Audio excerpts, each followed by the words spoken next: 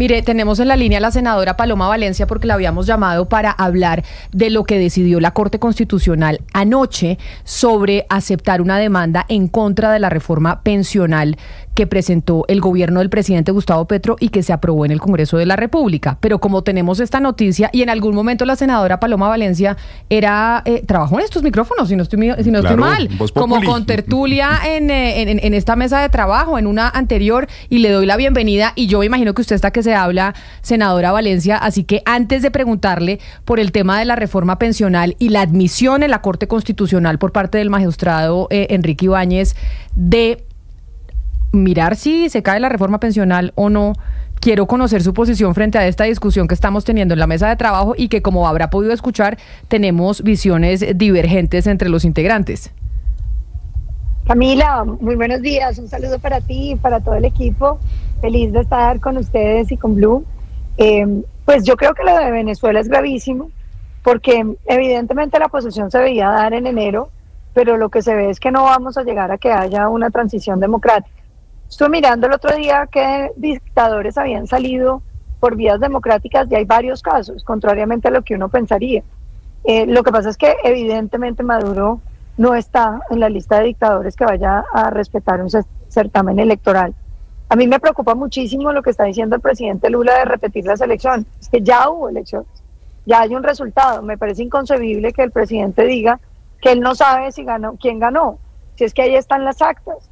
Y el presidente Maduro no ha podido fabricar ni siquiera esa prueba para mostrar que claro, pero entonces, ¿cuál sería? Usted hizo parte de la bancada de un gobierno que decidió tomar la postura de aislar al régimen de Nicolás Maduro, de decir, no reconocemos a Guaidó y no tener ningún tipo de relación con el gobierno venezolano. ¿Usted plantea que esa debería ser nuevamente la posición que deberíamos tener el gobierno de Colombia y los gobiernos del mundo frente a Venezuela? Pues lo primero, Camila, yo creo que esto no tiene una solución fácil, evidentemente, que si la hubiera pues ya la habrían implementado. El problema es que estamos ante una cantidad de organizaciones internacionales que se crearon para enfrentar situaciones de esas. Si usted ve un dictador robándose unas elecciones y que no se puede hacer nada, pues es dramático. Yo creo más en una solución conjunta, es decir, una enorme presión internacional con una salida negociada para Maduro y sus secuaces. Es decir, yo sí creo que alguien tiene que sentarse, ofrecerles unas cosas, pero además saber que si se quedan va a haber un bloqueo económico que no van a poder resistir. Pero sí no van a poderlo resistir con el panorama internacional que tenemos hoy, en donde hay unos actores como Irán, como Rusia, como Corea del Norte, incluso China, que no necesariamente va a seguir lo que plantea Estados Unidos frente a sanciones económicas con un país como Venezuela. En el panorama internacional que hoy tenemos, esa podría llegar a ser una salida, y de verdad Maduro se va a asustar de que lo aísle un sector del planeta por no aceptar que perdió las elecciones. Pues yo creo que sí le asusta, porque realmente cuando usted mira los efectos de las sanciones internacionales para Venezuela, hay un efecto muy negativo sobre el PIB y sobre toda la economía venezolana. Pero yo estoy de acuerdo, el problema es que usted tiene aquí unas fuerzas que no solamente son Rusia, sino Irán, metidos en Venezuela. Hay que recordar que Irán ha tenido una presencia supremamente grande en Venezuela y que, entre otras, Castellán, ¿no?, de los pocos países.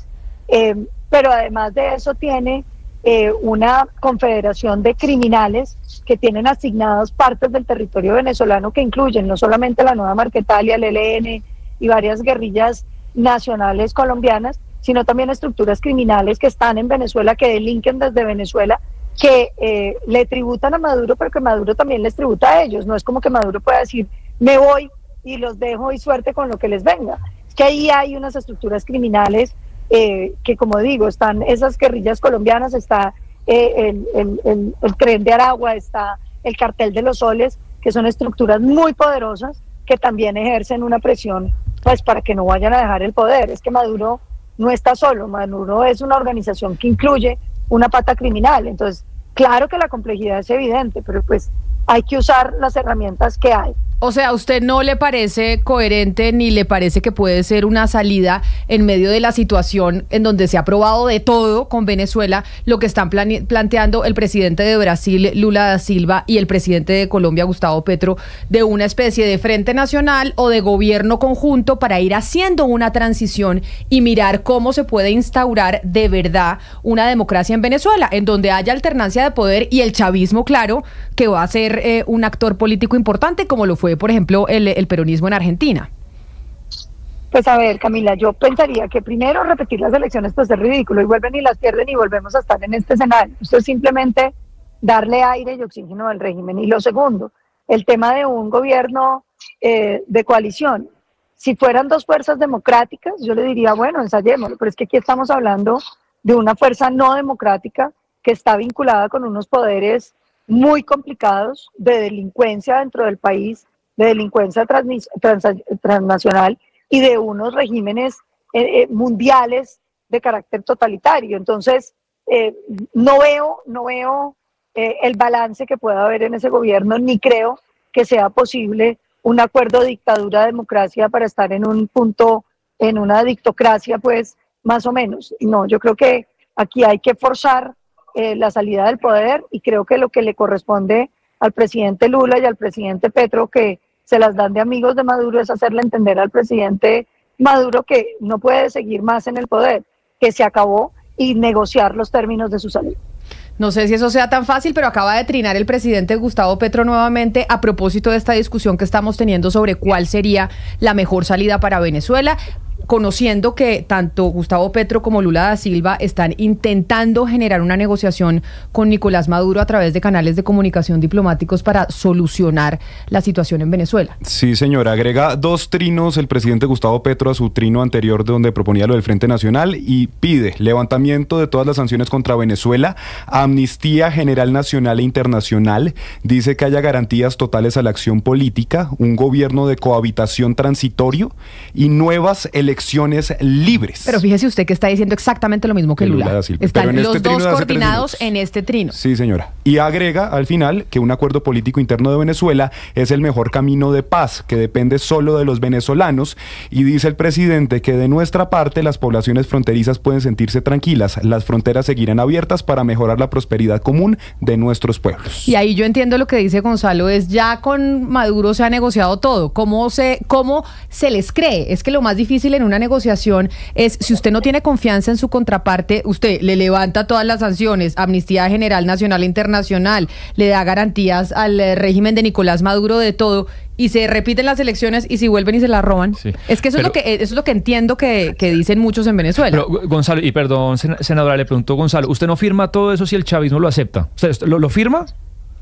Lo firmo, yo lo firmo. Ahora la pregunta es, ¿ellos, digamos, aplicarán esa firma que coloquen sobre el papel?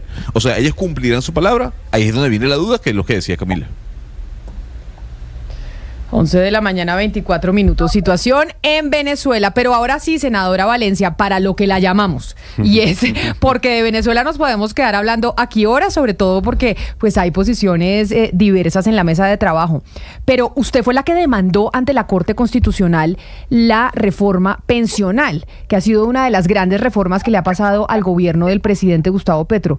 ¿Por qué presenta la demanda que ya fue admitida por el magistrado Ibáñez? Pues Camila, digamos, los argumentos jurídicos son por la violación del principio de participación política y los procedimientos que se establecen para que los congresistas podamos ejercer nuestra función. Nosotros tenemos que tener derecho a discutir, a proponer, a modificar. Cuando usted aprueba una proposición diciendo que simplemente se atienen a lo que se aprobó en Senado, pues simplemente está violentando los derechos a los que tienen los congresistas. Pero de fondo a mí me parece que la reforma pensional no quedó bien. Me parece que es una reforma que era la menos mala de todas las reformas del gobierno, que si hubieran escuchado los criterios técnicos se han podido ajustar, que quedara en 1,5 salarios como umbral, que hubiéramos definido un tránsito más lento para poder garantizar un funcionamiento adecuado de Colpensiones, que hubiera habido claridad en torno a qué iba a pasar con los recursos y no se iban a perder. Y sobre todo a mí me preocupa muchísimo la deuda que se le está dejando a los colombianos en el futuro. Es decir, cuando usted mira estudios que dicen que esta reforma pensional está creciendo la deuda pensional a un 180, 150% del PIB, pues eso es impagable. Cuando mira estudios que hacen proyecciones de que más o menos para el 2045 un colombiano va a tener que pagar 30% más de sus ingresos para poder sostener la fiesta de esta reforma pensional, pues usted entiende que esto es absolutamente injusto generacionalmente. Esta generación no tiene derecho a dejarle una deuda de ese tamaño a los bebés y a los niños que están por nacer en este país.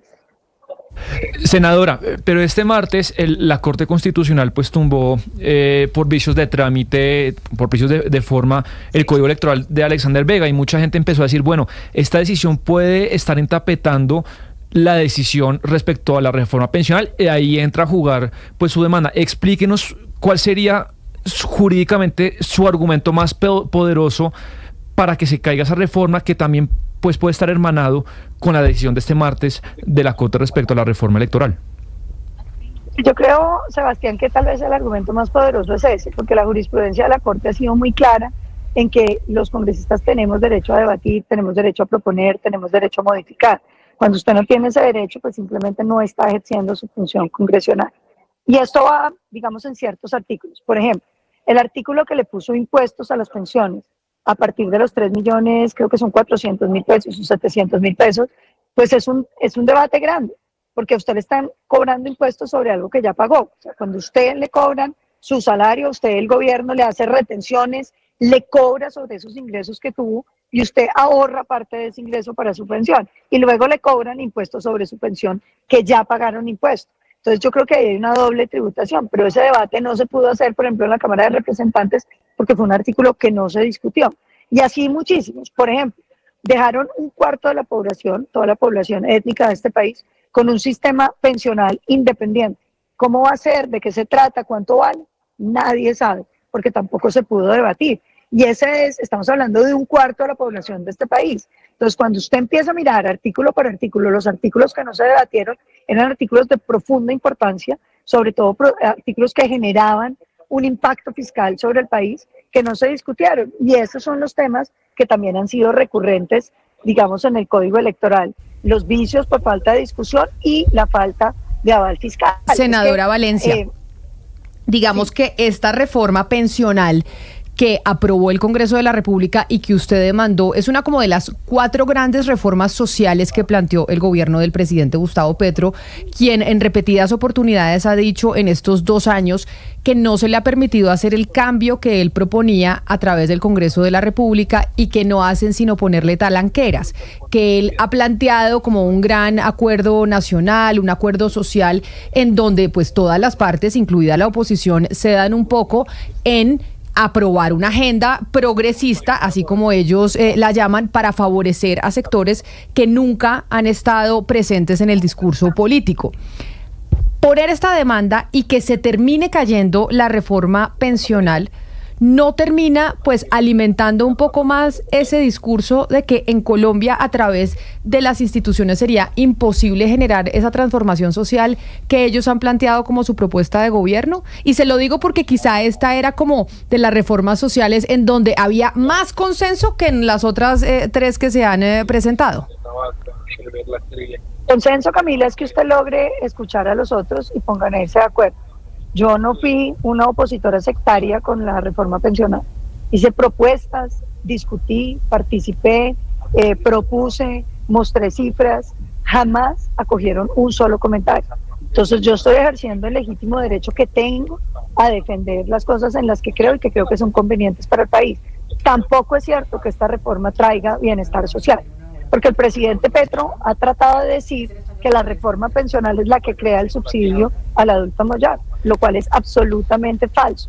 El subsidio al adulto mayor hace parte de la ley 100, de la cual fue ponente el presidente Uribe. El presidente Uribe dejó 900.000 ancianos pobres recibiendo dinero. Después el presidente Santos, el presidente Duque, continuaron con el programa. El presidente Duque lo llevó a 2.800.000 ancianos recibiendo 80.000 pesos mensuales. Antes se pagaba cada 2 meses y se aprobó la ley de nuestra autoría donde esa plata debía llegar a los 220.000 pesos, que es la línea de pobreza. Frente a esa transformación social estamos totalmente de acuerdo.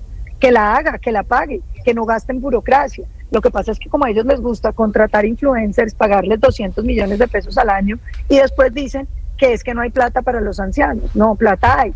Del año pasado a este se han gastado 9.5 billones adicionales en burocracia frente al año pasado. Es el crecimiento burocrático más grande de los últimos años. Entonces, como que no hay plata. Plata hay, lo que pasa es que no la quieren invertir en lo que se necesita. El subsidio al adulto mayor, que estoy totalmente de acuerdo, nada tiene que ver con la pensional. ¿Usted cree y qué tan optimista es de que efectivamente la Corte Constitucional termine tumbando esa reforma pensional por cuenta de su demanda? Ya le admitieron la demanda, pero ¿usted cree que sí se puede terminar cayendo, senadora Valencia?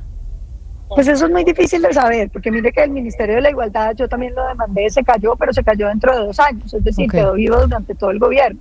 Demandamos gran parte del Plan Nacional de Desarrollo por unos vicios muy graves que habían causado que la reforma de la ley de financiamiento del presidente Duque se cayera y a Petro le dieron plazo para subsanarla.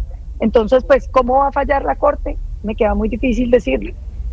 Pues es la senadora del Centro Democrático, Paloma Valencia, quien demandó la reforma pensional y demanda que se aceptó ayer por parte de la Corte Constitucional. Senadora Valencia, como siempre le digo, mil gracias por atendernos y por haber aceptado hablar acá en los micrófonos de Blue Radio nuevamente. Gracias, Camila. Un saludo para todos.